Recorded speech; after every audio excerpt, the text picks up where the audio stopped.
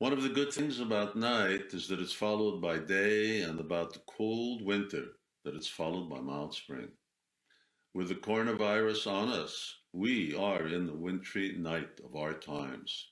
But it too will be followed by a spring sunrise full of flowers and singing birds. Namaste, Hare Krishna. I'm back from India, but I'm in self quarantine at the Krishna Valley farm of my spiritual community in Hungary. That's why this video is a very basic production. I have no camera crew here, it's just me. So, I've been asked by viewers why the world has been taken by storm by this virus, which is claiming lives left and right. I'll answer from the Bhagavad Gita, which is the most authoritative book on the philosophy of yoga. That wisdom of the Gita says that this is the way of life, the way of the world. Why is that so? Because the world we live in is full of miseries, and everything in it is temporary. What are those miseries that are part of everyday life? Birth, death, old age, and disease. Everyone experiences these at some time. But in between time, we live as if they don't happen, or if they do, that they happen to someone else, somewhere else, but not to us.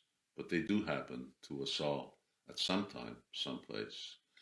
COVID-19 is the misery of disease, and it's accompanied by a death which is partial to the elderly, but not exclusively so.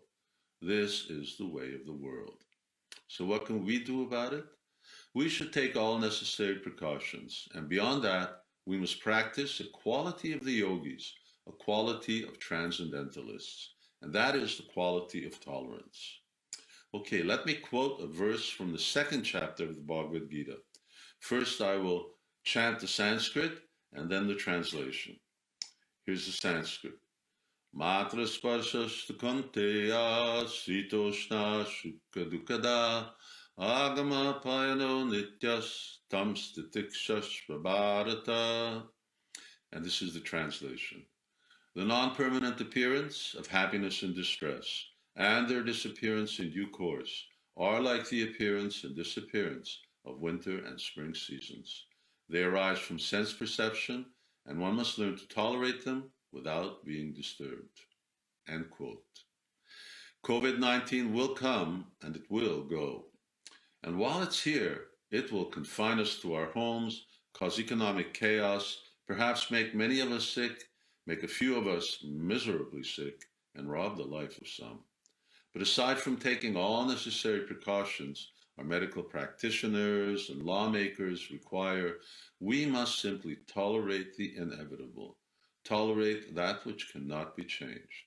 And if we accept that this is the way of life, the way of the world, and not try to change that which cannot be changed, if we make that psychological shift, then we will become empowered by tolerance, and we will become all that much stronger, all that much wiser.